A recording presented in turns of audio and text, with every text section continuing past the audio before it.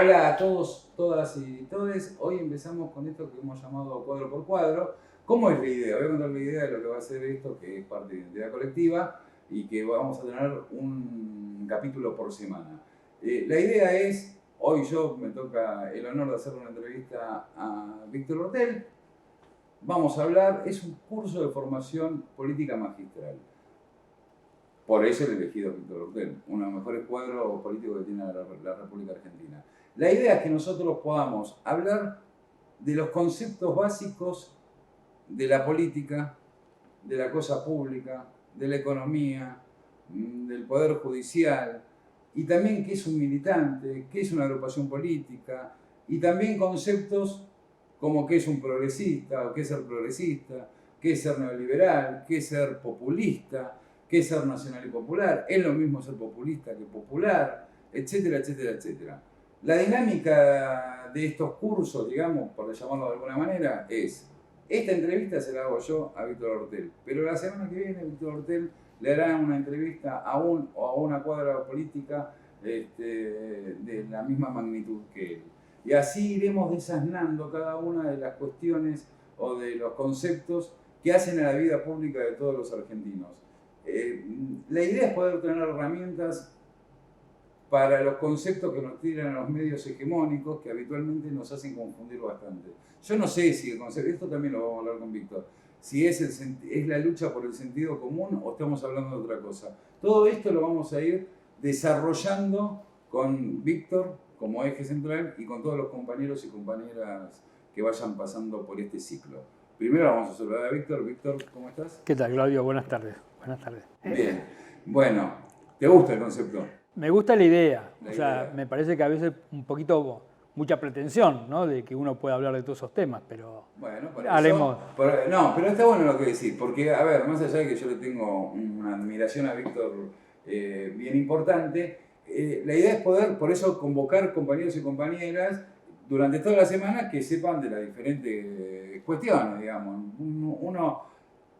Un cuadro político tiene que saber cuáles son sus limitaciones, podemos decir. Por supuesto, sí. Bien, ahí reconocimos nosotros las limitaciones es que tenemos que convocar a la mayor cantidad de cuadros y cuadras políticos que nos permitan, ¿se dice cuadras políticas? No, se dice cuadro política, ¿no? Bueno, habrá que adaptarse. Bueno, un hombre que escribe muy bien en inclusivo, Víctor, vamos a decir. Empecé haciendo un esfuerzo, ahora cada vez me sale como más fácil, ¿no? Como más natural. Claro. Bueno. Hombre que escribe muy bien, pueden ver los artículos de Víctor, que la idea surge por los artículos de Víctor en Identidad Colectiva, que ha tratado los diversos temas durante muchos domingos. Bueno, voy a arrancar, y arranco con una obvia, lógica, que habitualmente no se dice. ¿Qué es la política? Bueno, mirá, para hablar de qué es la política, primero tenemos que hacer como un par de paréntesis, ¿no? Porque digo, ¿qué es la política? Se puede abordar desde muchísimos conocimientos distintos.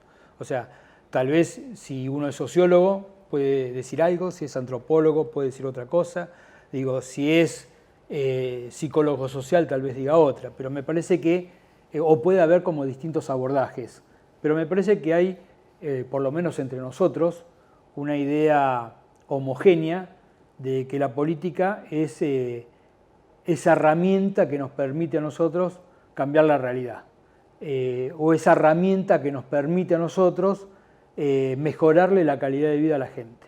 Digo, claramente que puede haber otras acepciones y puede haber otras formas de pensarla, pero en términos de lo que nosotros pretendemos representar, la política es el arte de manejar los distintos resortes del Estado para mejorar la calidad de vida de los habitantes. Bien, ¿qué es el militante? ¿O para qué sirve el militante en función de lo que contaste de lo que es la política? A ver, el militante o la militante son aspectos que pueden abarcar muchas cuestiones. Fundamentalmente, una persona militante es aquella que se preocupa por el otro, aquella que tiene la noción de lo colectivo, que tiene la noción de sacrificar parte de su tiempo, parte de su vida y darla para mejorar a aquel que está en una situación de vulnerabilidad o en una situación de desventaja o en una situación de precariedad. El militante o la militante es aquella que nosotros vemos habitualmente recorriendo los barrios, acompañando a la gente en el territorio y de alguna manera poniéndole el hombro a todas las políticas públicas que el gobierno nacional ejecuta día a día. Tal vez ¿Y si no estás en el gobierno nacional? No, por sí. ejemplo, qué sé yo, el peronismo en los 4 años macristas. Bueno, serán en todo caso resistiendo las políticas neoliberales o combatiendo las políticas neoliberales, ¿no? Desde el punto de vista, siempre el militante,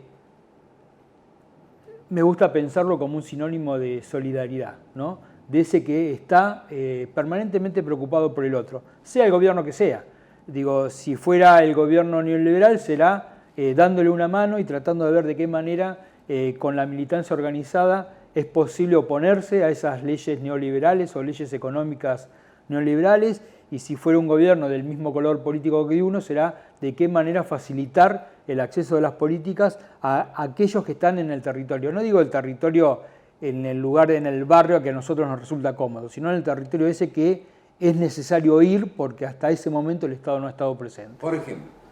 Por ejemplo, mi zona de trabajo es La Plata, ¿no? Serían los barrios más periféricos de La Plata, no el casco urbano. Claramente que en el casco urbano también hay militantes y militantas y de muy prestigiosa militancia, y de muy valiosa militancia, pero seguramente las necesidades del casco de La Plata no son las mismas que las necesidades de los barrios periféricos, ¿no? Donde están las mayores expresiones de vulnerabilidad o de precariedad. Entonces, por hablar de Mi Pago Chico, si tuviéramos una foto más amplia de la Argentina, será ir a esos lugares de las provincias del interior profundo donde el desamparo y el despojo de las políticas neoliberales han hecho más efecto. Entonces quizá la pregunta anterior a qué es un militante es qué es una organización política, como en todos sus aspectos. ¿Qué es una organización política? ¿Cómo se idea? ¿Cuál es el proceso creativo que tiene esto de voy a armar una organización política? Y me acuerdo que vos hiciste un artículo muy interesante con respecto al tema de la identidad colectiva. ¿Cuáles son los métodos que tiene una organización política y los objetivos? Bien, las organizaciones políticas no son todas iguales, ¿no es cierto? O sea, no tienen todas las mismas características en términos de cómo se construyen o eventualmente de cómo se conforman. Pero básicamente una organización política es un colectivo de militantes que tienen objetivos, planes y ideas comunes que de alguna manera homogeneizan esa forma de pensar y de sentir y lo traducen en una acción concreta. Hay muchísimo para hablar de esto, ¿no es cierto? Podría haber, como dije al principio, muchos abordajes distintos. Pero la organización política es como, a mí me gusta decirlo, como una expresión de esa idea comunitaria de Perón, ¿no? O sea, de armar una comunidad, pero no la comunidad de la simple asociación, sino esto de organizarse para obtener o alcanzar objetivos concretos en pos de lo que son las banderas o las ideas básicas que forman el ser, en este caso, del peronismo. Perdón, me decías cómo se construye. Y es, puede haber muy distintas experiencias en ese sentido. Pero lo cierto es que para mí la construcción se hace desde el intercambio de ideas, desde el debate de ideas, desde la discusión política, ¿no? Pero ponele, vamos a ejemplificar. Yo quiero hacer una organización política. Sí. Y te pregunto, Víctor, quiero hacer una organización política, ¿cómo hago? ¿Cómo arranco? ¿Cómo empiezo? Bueno, creo que lo primero será juntar un grupo de compañeros y de compañeras que tengan un pensar común, que tengan algunos objetivos comunes, no necesariamente tienen que coincidir en todos, pero sí por lo menos en lo básico, y a partir de eso, y a partir del objetivo que uno tiene, establecer cuáles son las tareas y eventualmente darse esa distribución de roles y de obligaciones en función de que la organización alcance sus objetivos o por lo menos pretenda alcanzar sus objetivos. Digo esto porque a veces uno puede trabajar en un barrio precarizado y puede dar muchas soluciones, pero no termina de torcer esa tendencia de la vulnerabilidad, ¿no es cierto? Porque hay infinidad de cuestiones que pueden variar, pero una organización política, es distinta si se va a ocupar de lo político, por decirlo de alguna manera, o si se va a ocupar de lo social. Entonces, son distintas perspectivas desde el punto de vista de cuáles son los intereses. Claramente, conformar una organización política que dé la pelea política es una cosa, y una organización que se dé el trabajo social es otra.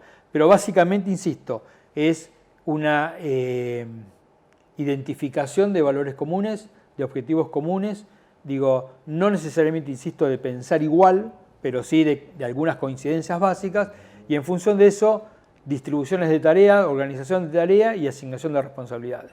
¿Y quién conduce? O cómo, mejor dicho, cómo se compone una organización política? ¿Cuáles son las jerarquías? ¿Es piramidal? ¿Es transversal? Claramente está el militante, pero hay algo que se llama periférico, hay algo que se llama dirigente. ¿Cómo es todo eso? Bien,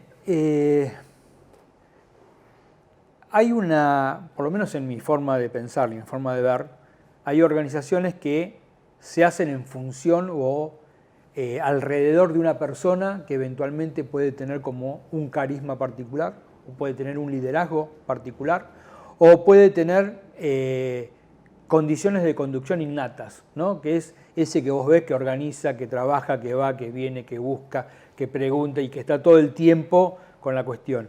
Hay otras personas que eventualmente comienzan acompañando, ¿no? Hasta que eventualmente esa organización se da. Pero la conducción, que no es fácil, distinguiendo en algunos puntos la conducción del liderazgo, no es fácil, porque no todos son líderes, ¿no? Y no todos son conductores o conductoras. ¿Qué es un líder y qué es un conductor?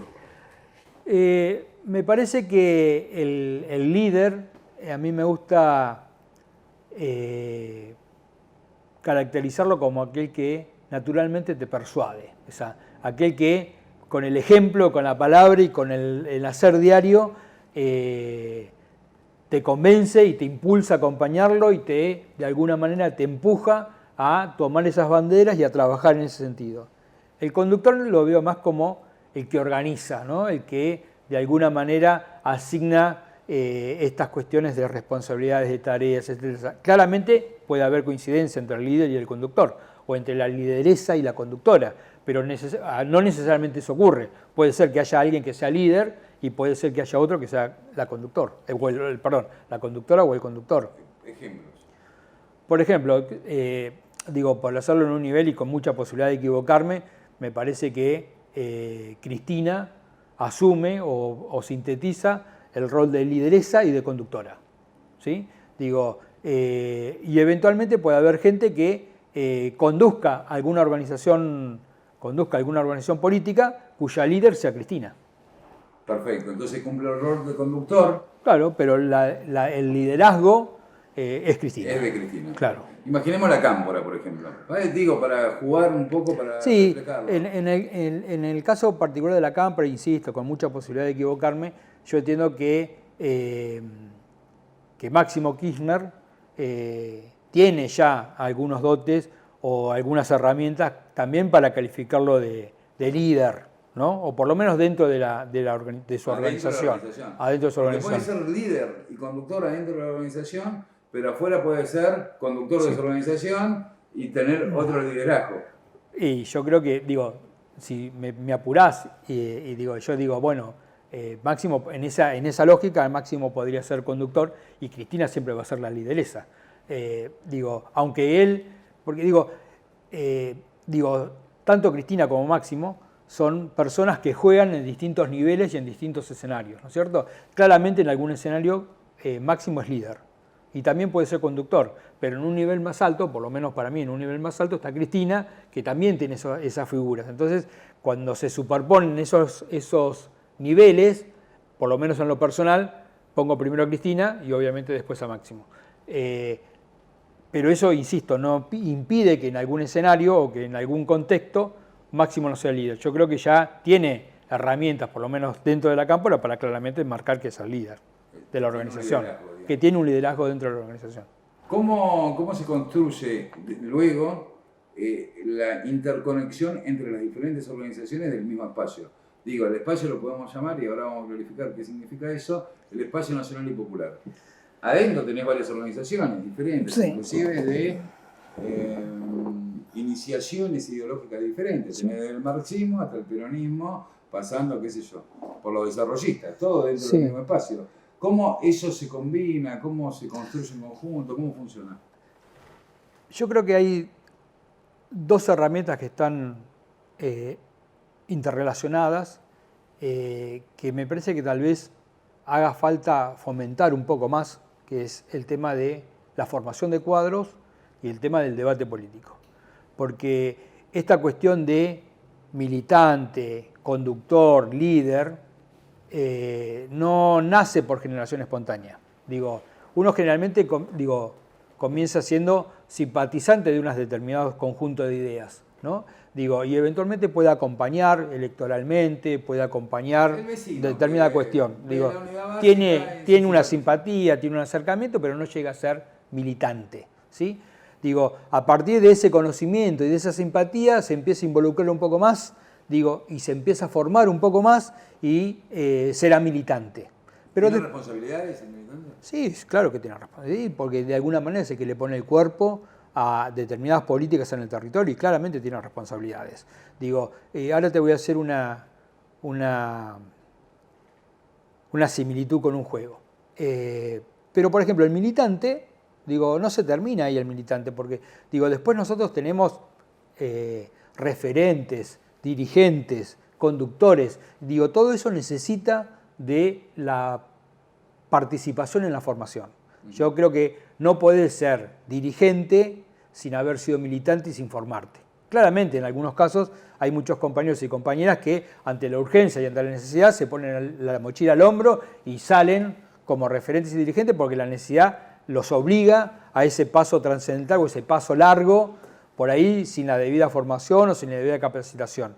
Pero digo, la escuela de formación es, o las escuelas de formación o los cursos de formación deberían ser esa tarea que capta militantes y le da la formación para que vayan subiendo peldaños dentro de la organización. Y eventualmente quien ha sido militante pueda ser referente, después pueda ser dirigente, pueda ser conductor y eventualmente pueda asumir responsabilidades más grandes en esa organización. Entonces, estábamos en el simpatizante, después viene el militante, después viene el referente, el dirigente y por conductor, último, líder.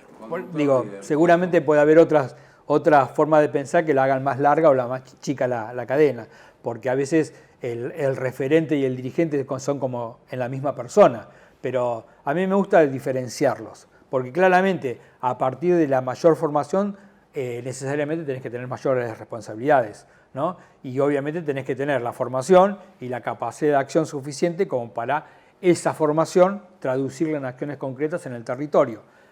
En el territorio en el sentido más amplio, o sea, no solamente el territorio geográfico de un barrio, sino puede ser una facultad, puede ser una facultad, una universidad, un sindicato, un gremio, no sé. El territorio donde te desplegás como un actor o sí, digo, donde vos has elegido activar esa parte política que de alguna manera con la cual te sentís comprometido.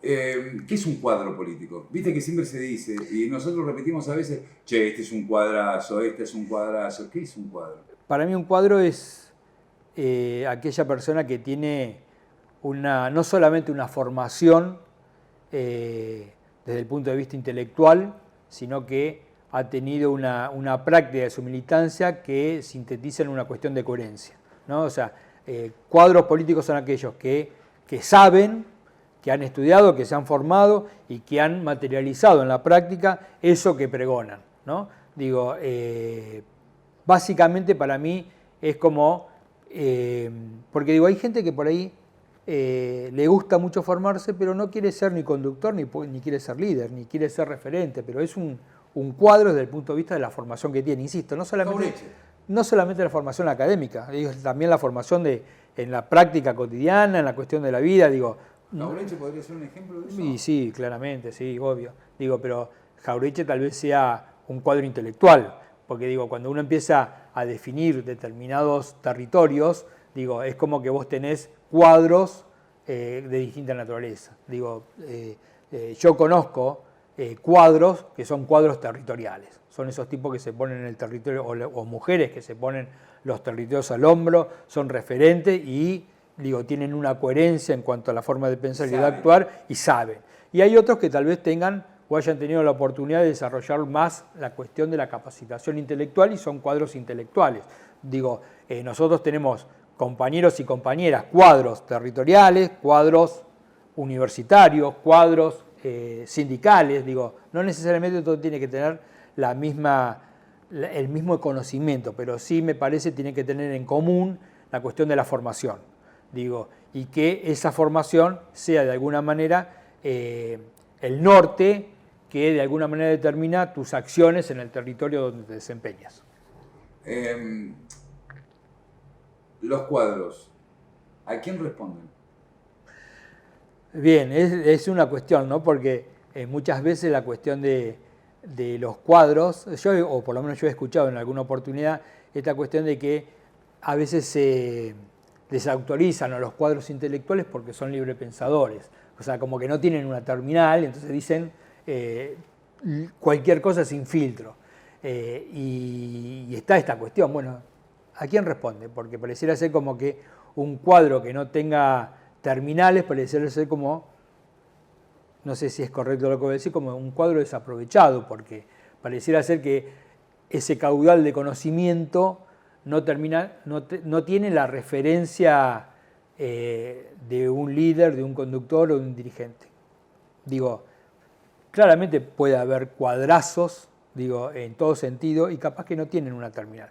Por ejemplo, digo, quien recorre los territorios puede ver que hay referentes que son sociales y no políticos, que son de organizaciones sociales, que no son de organizaciones políticas. Por ejemplo, puede ser un sacerdote. Por ejemplo, puede ser... Bueno, hubo grandes. Sí. Mujica, por ejemplo. Bueno, ¿no? Estás hablando de un prócer. Pero ahí tenés un cuadro intelectual específico, porque era un sacerdote, involucrado en la política general. Claro, que no responde tal vez a una organización política. O tal vez sí, pero digo, puede haber cuadros que no tengan esa terminal. Y en el caso Mujica, por ejemplo, la terminal de él era Perón. Y sí, digo... encontró una terminal en un momento determinado, digamos. Yo creo que a veces el tema de las terminales es como que de alguna manera te pone un corset, porque pareciera ser como que vos siempre tenés que responder esa cuestión y que no se te permite tener una opinión distinta o un criterio distinto. Digo, me parece que una de las cuestiones positivas de los cuadros políticos son la capacidad del pensamiento crítico. Esto es, de pensar por sí mismo, más allá de lo que diga la conducción, y eventualmente acercar sugerencias, dar el debate, dar la discusión y después eventualmente ordenarse de acuerdo a lo que decide precisamente la organización. O sea, la organización tiene o te va a exigir esa organicidad que no tienen algunos cuadros que son librepensadores. Entonces, y ahí hay una permanente tensión y tenés que trabajar permanentemente los equilibrios para que eventualmente lo que piense la organización sea coherente con lo que vos pensás, porque si no es como que llega un momento que esa tensión se resuelve en una ruptura, o se resuelve. Entonces digo, es para mí tarea de quien conduce, del líder, contener toda esa divergencia de opiniones precisamente para que los cuadros sean orgánicos y sigan perteneciendo, ¿no es cierto? Pero yo conozco y he conocido, por ejemplo, cuadros sindicales que no han tenido formación académica o que no han tenido una formación formal, por decirlo de alguna manera. Vamos a hacer un paréntesis que me parece súper interesante como clarificación, porque los medios hegemónicos han estigmatizado el movimiento obrero de una manera espectacular en Argentina. Los cuadros sindicales argentinos deben ser seguramente los cuadros más importantes del mundo. Y tal vez sí. Del mundo, tienen un nivel de preparación intelectual y de gestión increíble, digamos. Increíble, mucho más de lo que la sociedad sabe. ¿no? Sí, Esto. sí, y trabajan mucho más de lo que la gente piensa. No, Digo, muchísimo más. Sí, eh, bueno. me parece que, digo el movimiento sindical, más en los últimos años, han tenido como un proceso de satanización, ¿no? O sea, siempre los han marcado como el enemigo y siempre ha habido desde los medios una forma de comunicarlo despectiva, de alguna manera quitándole valor, pero digo, los compañeros que trabajan en esas organizaciones saben valorar a sus conductores y a sus dirigentes sindicales. Digo, que insisto, digo, hay cuadros enormes, digo, de una magnitud y de una importancia trascendental, que tal vez no hayan pasado por el sistema formal de educación. Digo, La mayoría no ha pasado por la extracción. no, o tal vez han tenido gente. un contacto distinto de lo que es el habitual o que de lo que es lo convencional, por decirlo de alguna Es manera. interesante lo que decís, y refiriéndonos al sindicalismo argentino, porque lo que sí tienen, no sé si todos, pero te puedo apostar acá sin miedo a perder, que el 90% de los sindicatos tienen escuela de formación sindical. Claro, exacto. Y en todos los delegados tienen que pasar por la escuela de formación Digo, sindical. nosotros, por lo menos a mí me ha pasado, tal vez a vos también, Claudio, que a veces escuchando compañeros que tienen una formación académica resolvente, digo, profunda, digo, de años, no logran convencer, como convence un sindicalista, digo, que, porque digo, a veces el cuadro intelectual, por decirlo de alguna manera, o sea, conoce mucho la doctrina, sabe mucho de la doctrina peronista, pero a veces no tiene el tiempo o no tiene la forma de practicarla en la realidad. Entonces,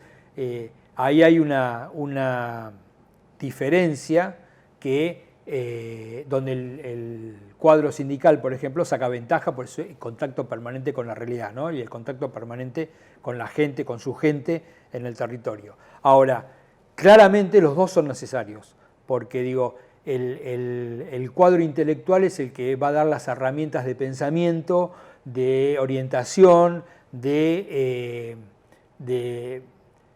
alguna manera te va a marcar el camino que vos después tenés que seguir cuando estás en la diaria, ¿no es cierto? O sea, porque se me representa difícil que vos puedas tener una gestión exitosa desde lo concreto de todos los días si no tenés un referente o si no tenés una orientación que te haya dicho para dónde va o qué es lo que dice la doctrina o cómo se interpreta la doctrina en la actualidad. Digo, me parece que los dos son sumamente necesarios, pero digo, el cuadro intelectual es más fácil reconocerle los méritos. Digo precisamente porque el cuadro intelectual no sufre ese proceso de desautorización y de... Por la gestión, digamos. Por la gestión interna. No, digo por esta cuestión de los medios, que de alguna manera te ponen al dirigente o al cuadro sindical entre lo peor, y por ahí capaz que al intelectual lo rescatan de alguna manera por esa formación que tiene. Hay una cuestión meritocrática, digamos. Ponele. Ahí, ¿no? Hay una cuestión Claro, meritocrática, digo, aparte de los intereses que representan las empresas de medios. Bueno, sí, seguramente digo, nada de eso es inocente cuando los medios se expresan en relación a uno o a otra persona. A ver, definimos que la política es la herramienta de transformación que tiene la sociedad. Sí. ¿No? Definimos que la política, dentro de la política de esa herramienta, debe haber organizaciones que estructuren, sí, ¿no? Ese concepto, que lo estructuren fácticamente, digamos, en la práctica. En el medio de todo eso, ¿qué es el peronismo? Bueno, digo, me gusta decirlo como más desde el sentimiento que desde la definición o el acercamiento de un conocimiento más formal. El peronismo es lo que salvó a la patria.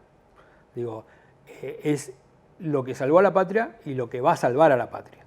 Digo, el peronismo es todo aquello que las luchas populares sintetizan. Digo, porque siempre fue el peronismo aquel actor político identificado con el otorgamiento de derechos, con la construcción de ciudadanía, con devolverle a la gente el tema de la dignidad, digo que es importantísimo, con lo cual en nuestra forma de pensar, el peronismo es lo mejor que le pasó a nuestra patria. Digo, claramente después puede haber un montón de abordajes, hasta filosóficos, desde el punto de vista de qué es, si es el movimiento, si es el partido, todo eso que generalmente... ahí se lo vamos a ir viendo. Claro, que es una discusión o tal vez un abordaje de mucho tiempo, pero claramente para nosotros, más allá de que puede ser una doctrina, digo, es la forma de pensar a la patria, porque el peronismo es lo que te plantea la solidaridad, el compromiso comunitario, y es el que te plantea tu obligación como ciudadano argentino de ayudar al que menos tiene. Bien. ¿Qué es la patria? Bien, claro. Claudio, vos me ponés a definir en una frase temas que son muy amplios para abordar. Yo creo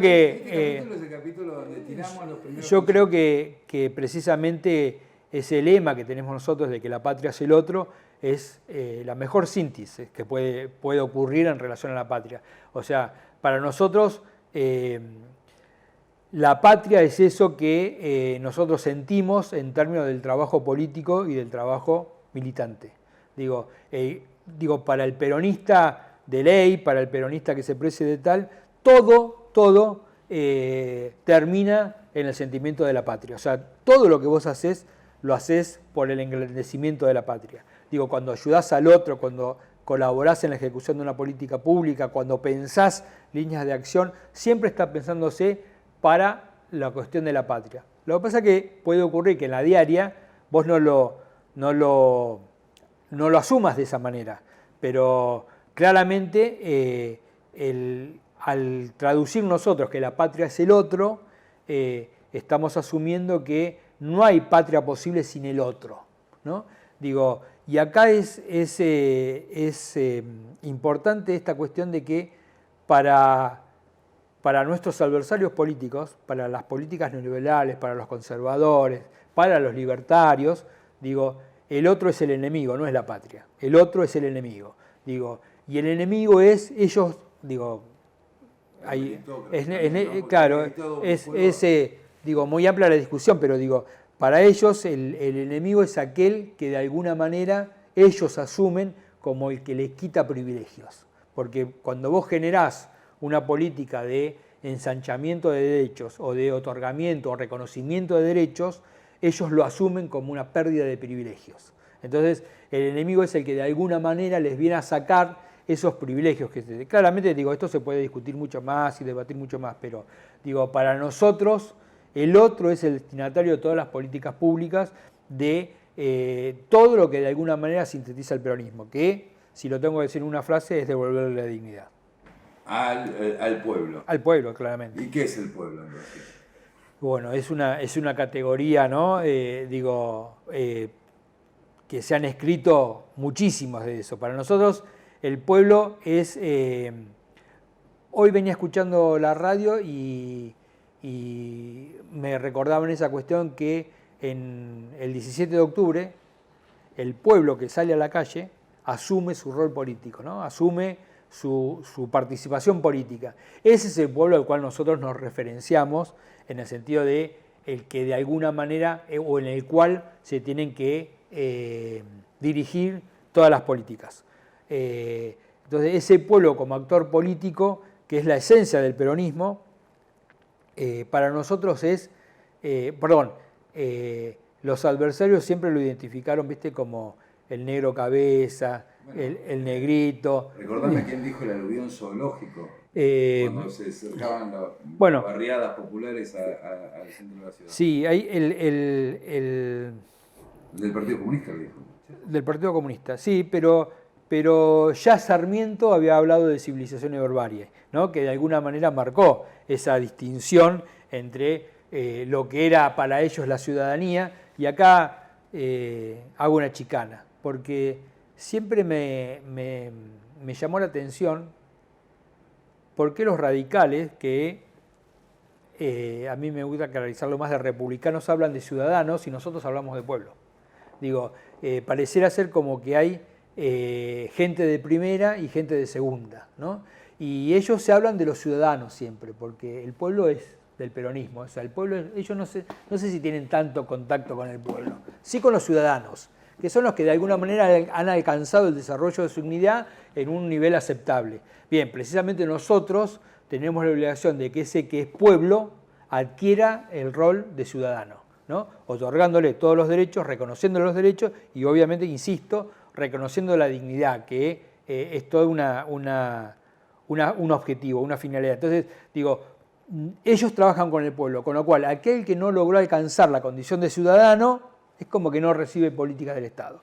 Nosotros trabajamos precisamente con ese que en esa política o en esa forma de pensar la política aún no ha llegado a ser ciudadano. Por eso hablamos de construcción de ciudadanía o construcción de la base de ciudadanía, que es precisamente que igualar para arriba, o sea, que todos tengan no solamente es darle o reconocerle los derechos que lo cataloguen como ciudadano, sino hacer lo necesario para que él se sienta ciudadano. Porque viste que hay, o por lo menos en muchos casos, a mí me ha visto que hay gente que es como que no termina de convencerse de que es ciudadano, porque ha pasado tanta miseria, ha pasado tanta exclusión y ha estado en situaciones tan terribles que no se asume como ciudadano, porque el Estado nunca lo acompañó, nunca lo ayudó, o peor, lo excluyó, o de alguna manera lo perjudicó. Entonces es como que no se sienten ciudadanos. Digo, por eso me parece que una labor importante de la militancia es rescatar eso de la gente. O sea, que ellos sepan que con determinadas políticas tienen ese peldaño en la mejora de su calidad de vida, que es la construcción de ciudadanía.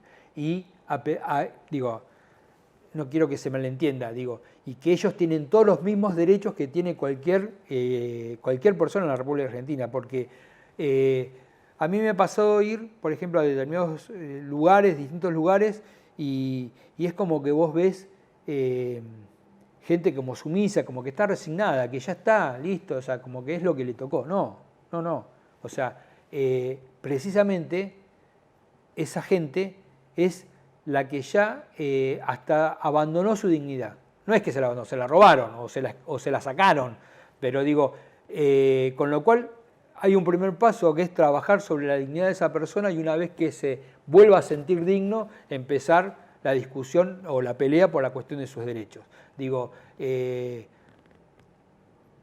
a mí me cuesta pensar que todavía en la República Argentina hay personas que no tienen DNI, por ejemplo, ¿no? Que no tienen identidad. Y el otro día estuvimos en una actividad en La Plata y le dieron el certificado de preidentidad a una persona de 26 años. Entonces la pregunta es, ¿cómo hace esa persona para vivir sin estar en el radar del Estado?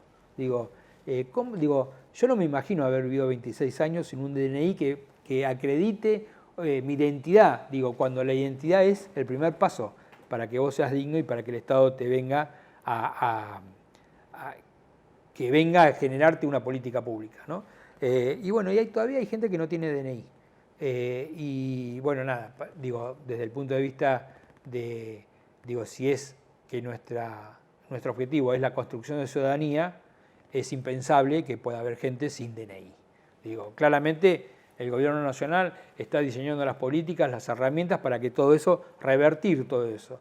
Que me parece que es, no digo el peor, pero es uno de los casos como graves en términos de exclusión. O sea, no solamente te excluimos, sino que ni siquiera te asignamos una identidad. Estás afuera del sistema. Estás afuera del sistema.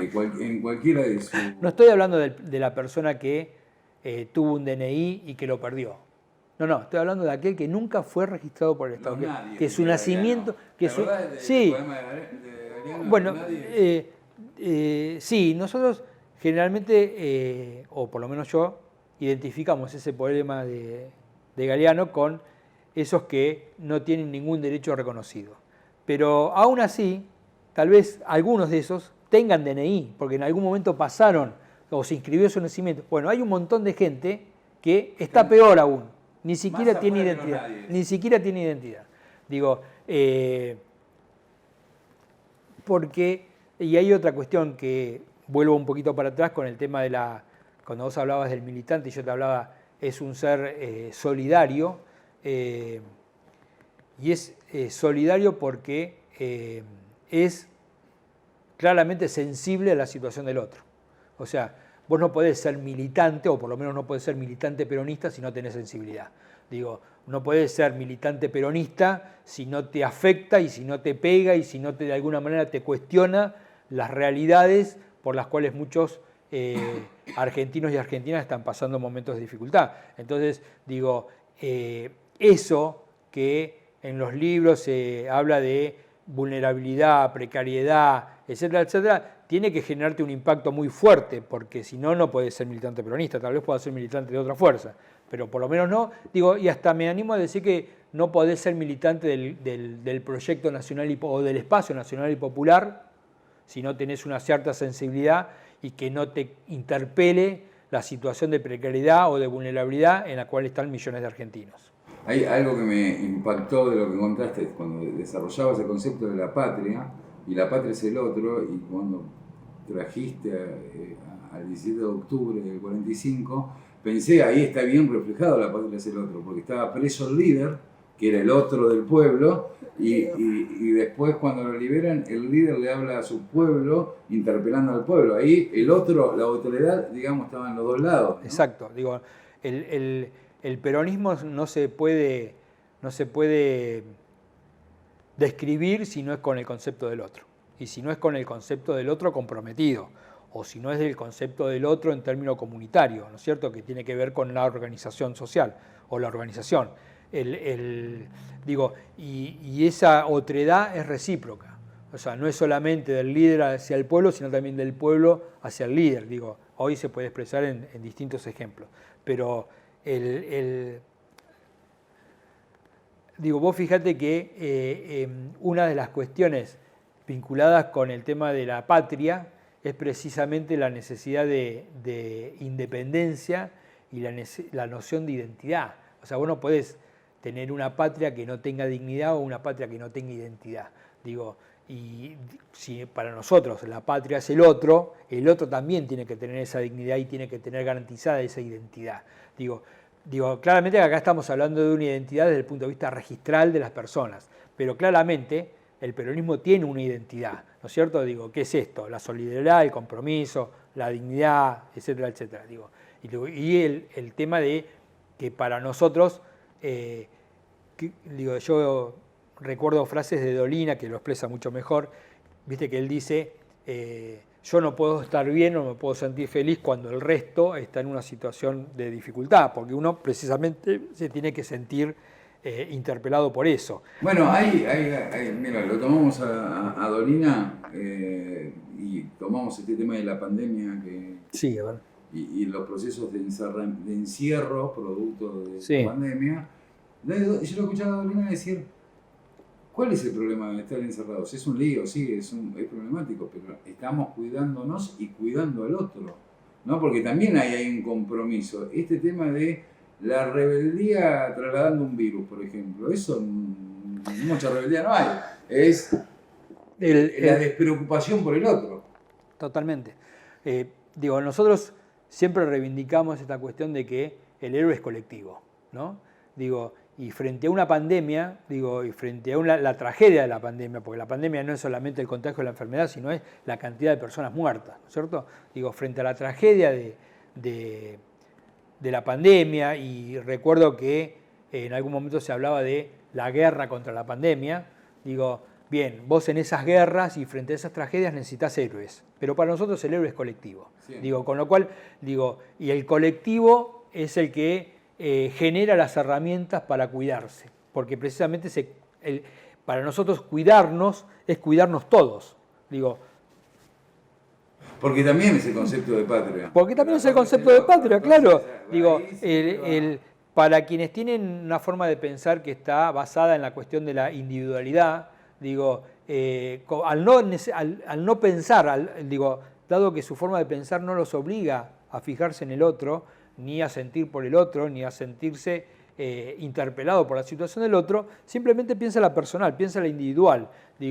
Y eso es egoísmo puro en cualquier situación normal, con lo cual en una situación de pandemia y de tragedia es una situación de egoísmo a la potencia, no sé, a la enésima potencia como se decía antes.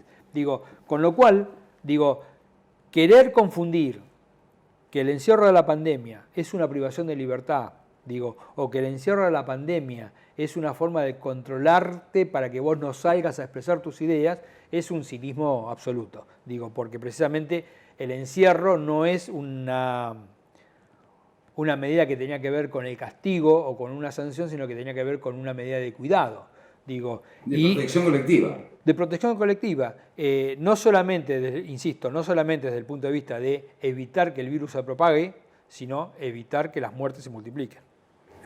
Vamos a ir terminando para el primer capítulo. Tiramos bastante concepto para tener que ir desarrollándolo mucho más después.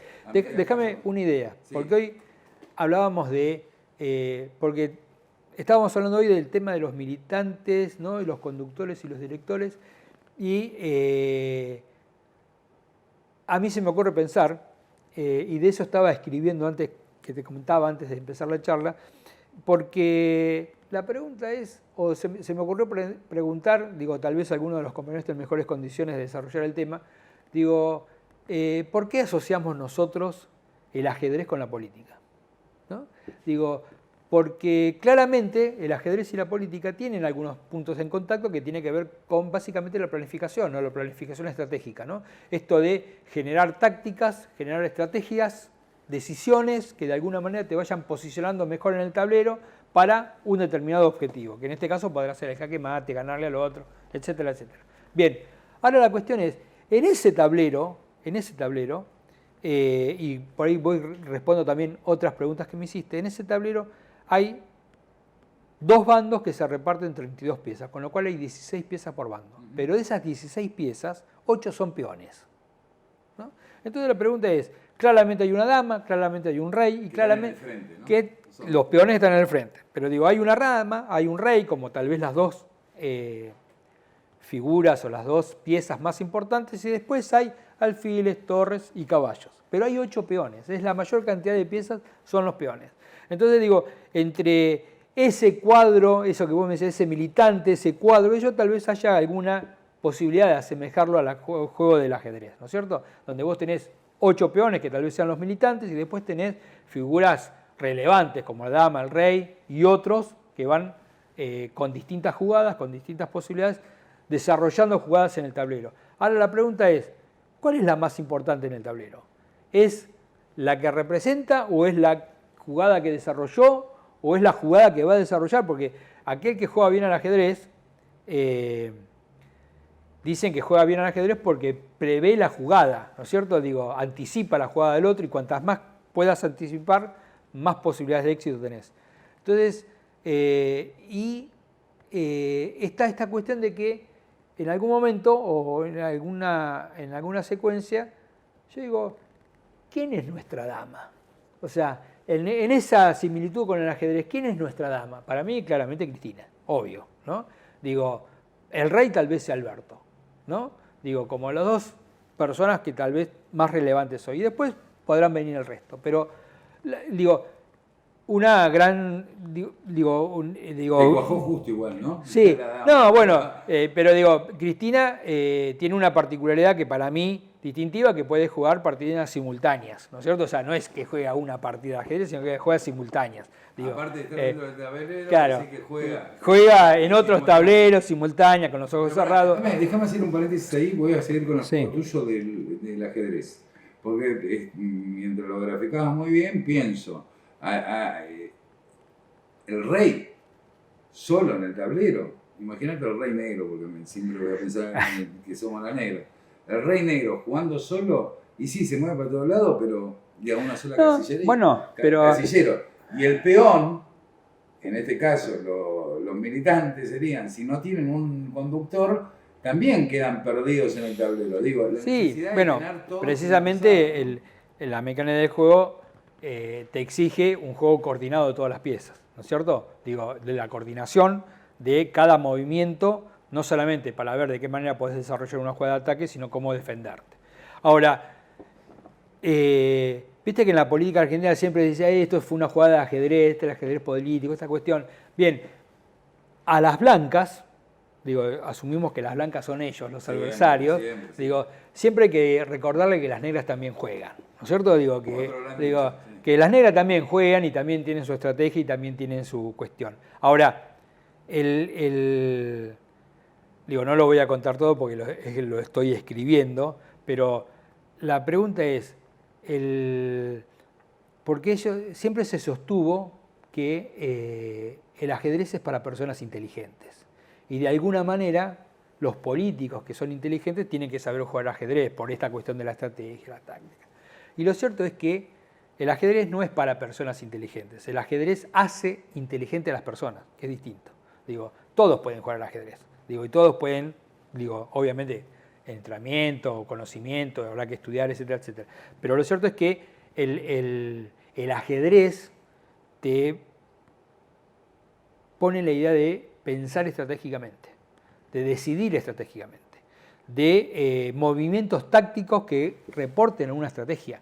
Digo, básicamente a un plan. Vos tenés que, digo, quienes saben jugar mucho al ajedrez, yo no soy de los que saben jugar mucho al ajedrez, generalmente con una sola movida ya tienen todo el plan hasta la última jugada, ¿no es cierto?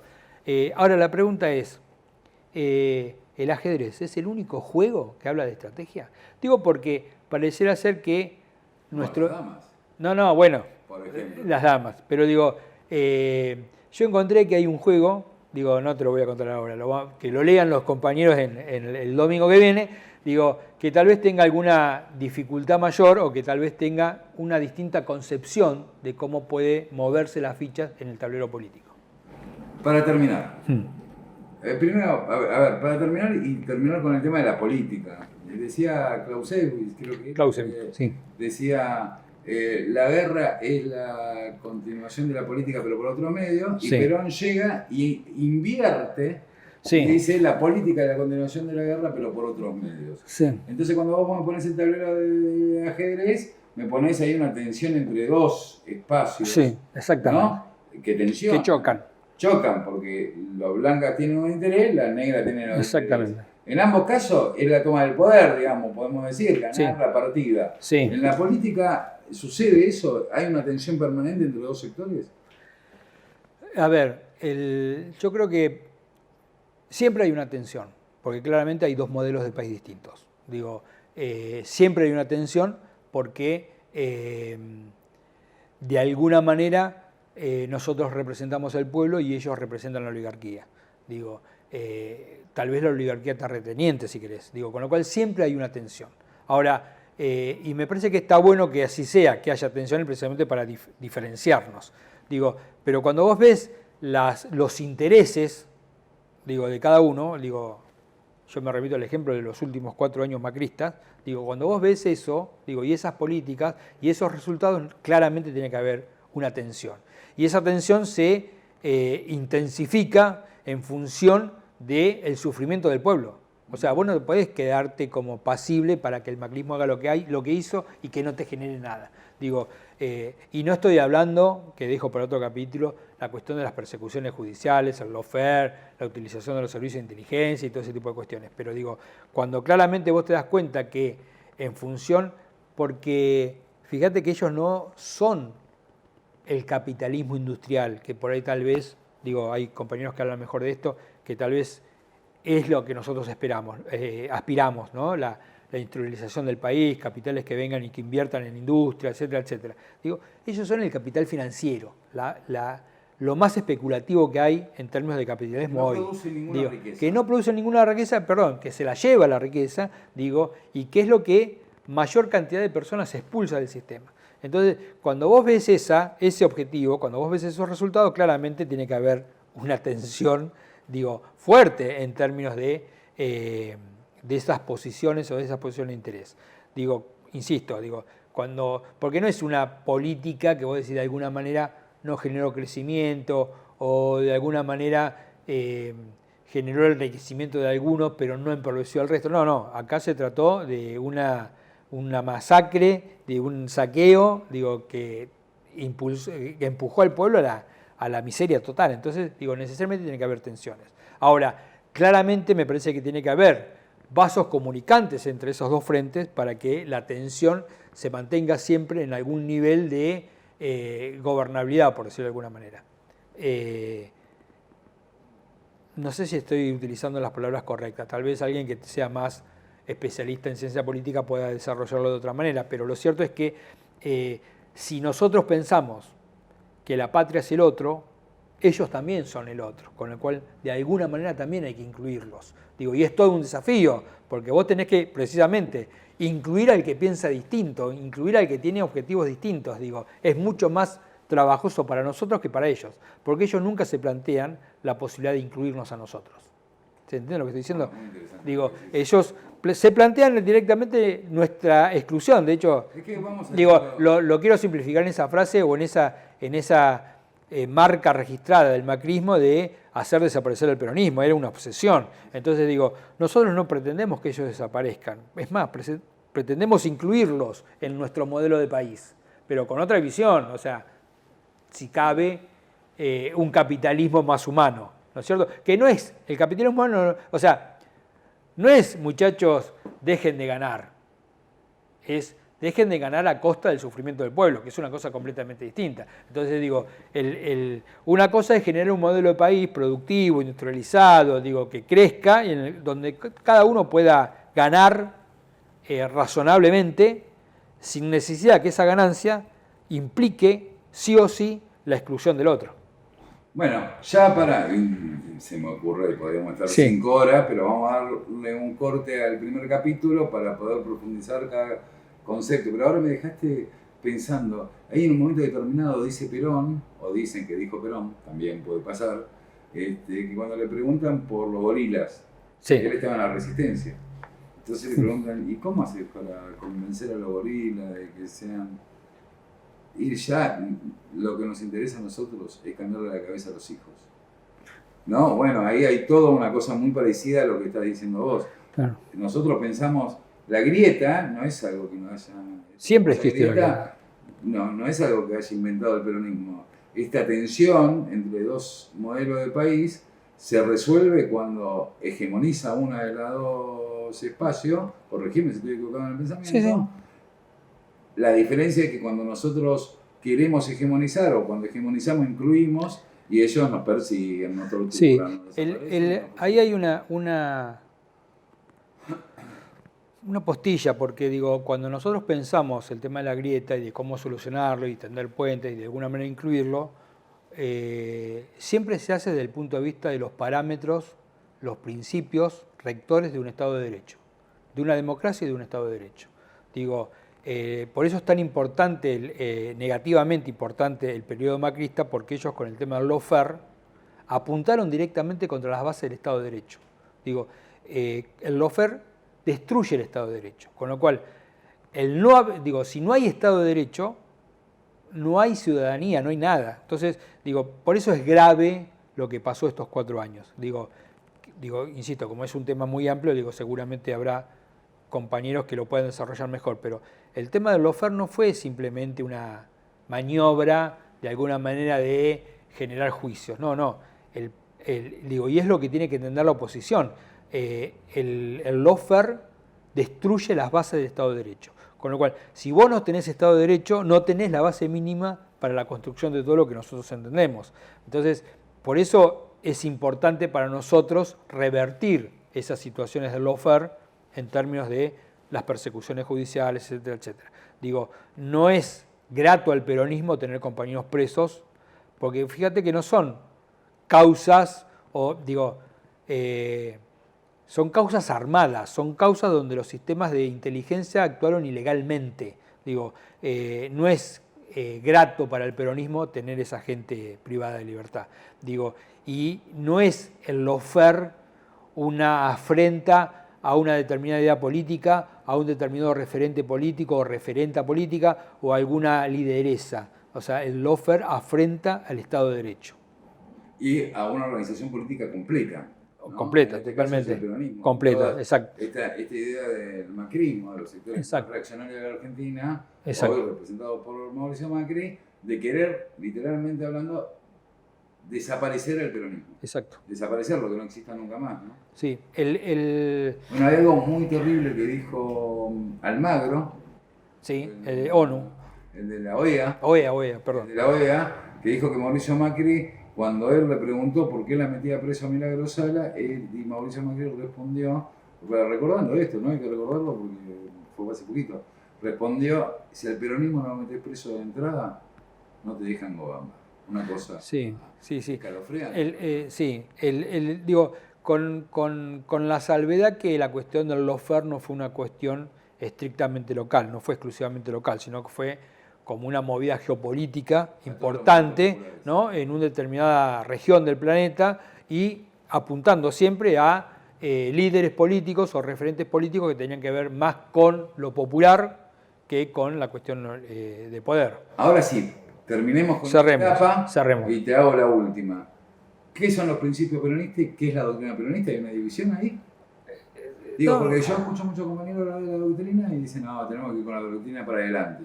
¿Qué significa eso? Es toda una discusión, pero para mí la doctrina, o sea, claramente necesitas una doctrina y claramente esa doctrina se estructura en función de principios. Digo, los principios del peronismo vendrían a ser una patria libre, justa y soberana. Por ejemplo, ese es el principio del peronismo. Las tres banderas, ponerle que también puedan ser las 20 verdades peronistas, que vos puedas englobar principio y doctrina. ¿Y la doctrina qué es? Y la doctrina es, digo, para mí la doctrina es el cuerpo vivo del sentir peronista. Digo esto de cuerpo vivo porque no podemos pensar en una doctrina cristalizada, sino una doctrina que está permanentemente en discusión, permanentemente en adecuación, en función de los contextos actuales. Eso no significa que la doctrina pierda contenido, porque a veces cuando uno relativiza el tema de la doctrina y de los principios, adecuándolo a contextos actuales, pareciera ser como uno que quiere desprenderse de ese núcleo doctrinario que es la esencia del peronismo.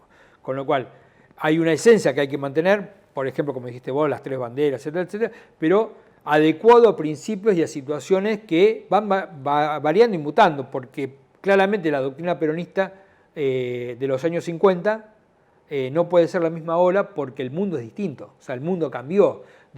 Las ideas políticas y la filosofía política cambió, para bien o para mal, pero cambió. Entonces, claramente puede haber, o claramente debe haber, un núcleo duro de doctrina que se mantenga firme porque es la esencia, porque es el dogma que va a mancar al peronismo, que es lo que no se discute. Ahora, bueno, veamos cómo esa doctrina se aplica o se instrumenta en términos de los contextos actuales.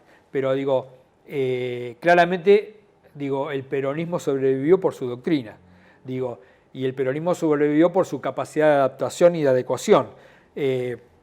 Pero no es la doctrina no es un cuerpo rígido de normas que se mantiene inalterable en el tiempo.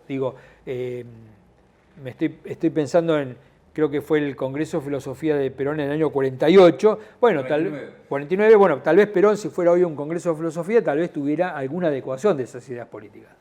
Claro, la comunidad organizada no puede ser igual en el 49 que en el 2021. No, pero claramente tiene que haber una organización. Claramente tiene que haber, bueno, ya ahí tenemos cosas para discutir. Sí, la comunidad organizada, totalmente. podríamos hablar varias horas. Víctor, la semana que viene podríamos hablar del Poder Judicial, si querés. Podríamos hablar del Poder Judicial. Pero ahí tenemos. Podríamos hablar, para invitar, aparte es un especialista en el tema. ¿Te quedó algo? No. Me parece resaltar esta necesidad, precisamente de que hablábamos al principio de la formación de cuadros, porque también eso hace a la doctrina. El debate político también hace a la doctrina. Y es la forma, tal vez me equivoque, pero es mi opinión, de mantener viva la doctrina en función de la discusión de ideas. Sí, hay un tema ahí. Y no hay que tener miedo en ese sentido de pensar distinto o de no necesariamente pensar exactamente lo igual. El otro día leí una frase que decía que cuando dos personas piensan exactamente lo mismo todo el tiempo, uno está pensando por el otro, ¿no? Es muy difícil esa cosa. Porque hace también si bien nosotros pensamos en términos de lo colectivo, lo comunitario, lo multiplicador, también es cierto que cada uno es una individualidad Y en esa dignidad que todo el mundo, que nosotros reivindicamos, también tenemos que tener la dignidad de poder expresar ideas y de pensar opiniones que tal vez no sean compartidas por el otro. Y eso no significa necesariamente crear como una quinta columna o un criterio de posición. Simplemente es debatir ideas. Bueno, hay un tema, por eso te preguntaba para finalizar lo de doctrina y principio, porque yo a muchos compañeros y compañeros que quiero mucho inclusive, pero cuando levantan la bandera de la doctrina como si fuera un dogma, es medio complicado, porque bueno, esto de, no, ¿y cómo solucionamos el problema del país? Con la doctrina peronista. Bueno, no, pero complejicémoslo un poco más, porque Bueno, si no, es muy difícil. ¿Qué es la doctrina? Termina siendo una cosa súper poderosa, ¿viste? Y no lo es, la verdad que sí, es más complejo. El tema es que cuando uno está, me parece, en una situación, digo, por ejemplo, supongamos, volvemos el tiempo atrás, estamos en los 4 años de macrismo. Digo, ¿cómo haces vos para generar la organización y eso si no es con la doctrina peronista? Digo, o sea, el militante, el referente, el dirigente combatió con la doctrina peronista. Obviamente que capaz que no todos la interpretaron igual, pero todos fueron de buena fe a esa interpretación. Digo, tal vez la interpretación distinta sea porque tenemos distintas perspectivas, no todos tenemos la misma formación y tal vez, por ejemplo, un dirigente sindical o un cuadro sindical expresa la doctrina de una manera distinta de la que puedo expresar yo o la puede expresar otro compañero. Y eso no significa necesariamente que haya diferencias, sino que son distintas experiencias, distintas concepciones. Digo, yo no me atrevería a hablar del mundo sindical,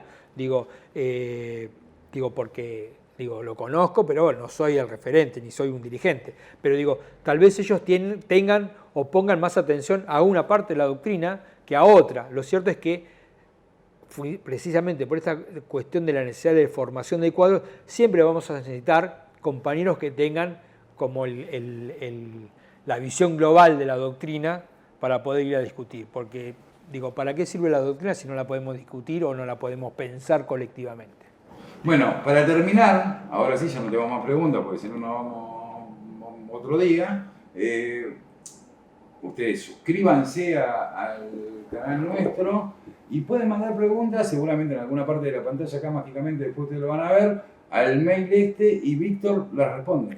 Y si me animo. Vamos respondiendo y vamos construyendo esto de a poco, de abajo, vamos a ir construyéndolo. La semana que viene seguramente Víctor va a entrevistar a algún compañero o compañera que entienda algún tema específico. Perfecto. A mí me gusta el tema del Poder Judicial porque es un tema que me parece interesante y más teniendo en cuenta que compañeros y compañeras privados de su libertad por persecuciones políticas. Digamos, perfecto. ¿no? Para mí son presos políticos, ya te lo digo ahora y después debátanlo con el compañero que toque en el tema.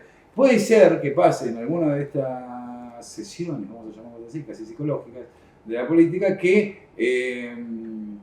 tengamos que convocar a 2 compañías diferentes. También. Porque tienen 2 visiones dentro del espacio nacional. También. ¿No? Digo, también me parece importante que hay que desmitificar el tema de la doctrina, ¿no? O sea, que no es que la doctrina solamente la podés abordar académicamente, ¿no? Digo, me parece que el abordaje... yo siempre pensé en esta cuestión de las inteligencias colectivas, ¿no? O sea, con distintas formas de ver, con distintas formas de evaluar, con distintas formas de concebir ideas, que es lo que de alguna manera enriquece el producto final del debate o de la discusión. Pero no es que para discutir la doctrina yo tengo que ser doctor en filosofía. Puedo ser un militante territorial de base, que la está peleando y luchando todos los días en el barro. Me encanta para terminar el capítulo de hoy con esto. No hace falta ser doctor en filosofía y tampoco alcanza con ser un militante de una unidad básica, porque siempre hay que formarse todo el tiempo. Totalmente. Tenemos que formarnos, tenemos que leer. ¿Tenemos que leer o no? Obviamente. Tenemos que ver películas. Hoy en la tecnología te permite escuchar por ahí, ¿no? Escuchar. Ver videos, sí, claro. Digamos, toda herramienta que sirva para formarse está bien. Está bien. Y para desmitificar lo último, es verdad que uno puede no estar de acuerdo con el conductor y con el líder. Eso no lo hace un rupturista y no lo hace estar en contra del proyecto que abrazaste. A veces los líderes y conductores necesitan escuchar otra persona que lo permita también a ellos mejorarse en la construcción política. Yo hago una distinción en términos del militante, del conductor o líder, en el sentido que están en distintos niveles de decisión, ¿sí? O sea, si yo soy militante territorial, por poner un ejemplo, digo, tengo una cierta responsabilidad y tengo una determinada información. Ahora, quien es líder, quien es conductor, está en un nivel superior de decisión y tiene otra información y tiene otra calidad de información. Esto es, con lo cual, yo desde mi visión de 4 de copa, digo, esto me parece que está mal, porque lo hago en función de la información que yo tengo. Ahora, si el conductor estratégico me dice, no, pero mira, la verdad es esta y esta, tal vez concuerde con esa decisión o con esa forma de ver o de analizar una determinada cuestión. Entonces, digo, quien está en la posición de militante o referente, digo, siempre le tiene que dar a quien lidera o a quien conduce una porción de razón en términos de que tal vez tengan otra información, porque todos queremos ser conductores, todos queremos ser líderes, pero no es fácil, ¿no? Digo, y cuando uno milita, siempre encuentra el error en el conductor y en el líder o en la lideresa, y no en la propia actuación.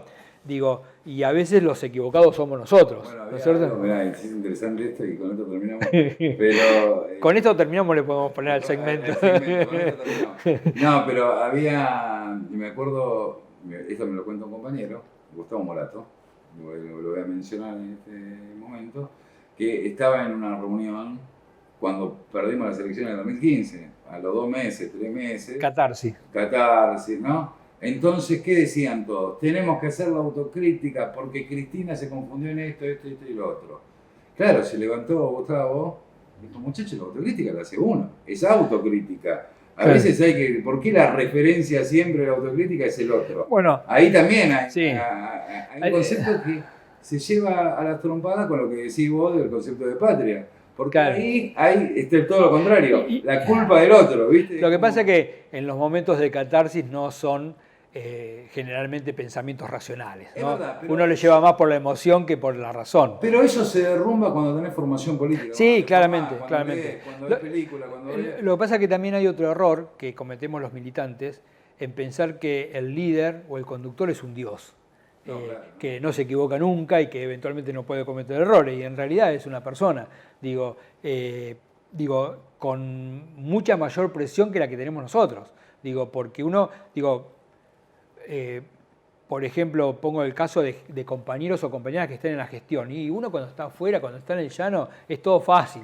Tenés el diario del lunes, te levantás, no tenés problema que resolver y está fácil. Ahora, cuando vos estás en la gestión, con los temas que queman, con esto de tener que llevar soluciones y con un Estado que lo recibimos desarmado, quebrado, la presión es distinta, la tensión es distinta, porque hay una referencia, creo que es de Kelsen, porque viste, cuando nosotros siempre decimos, este es un teórico, ¿viste? Este es un práctico. Y vos decís, che, ¿y hay alguien que sepa la teoría y la práctica? Y tal vez sí, haya tipo que sepa la teoría y la práctica, pero le falta algo esencial. Esto es, algunos conocen la práctica, otros conocen la teoría. Hay pocos que conocen la teoría y la práctica. Y les falta el tema de conocer cuáles son las relaciones de poder. Porque si vos conocés la teoría, conocés la práctica y no sabés cómo funcionan las relaciones de poder, tendrás la mejor buena voluntad, pero vas a tener muchas dificultades. Esa partida de ajedrez está perdida.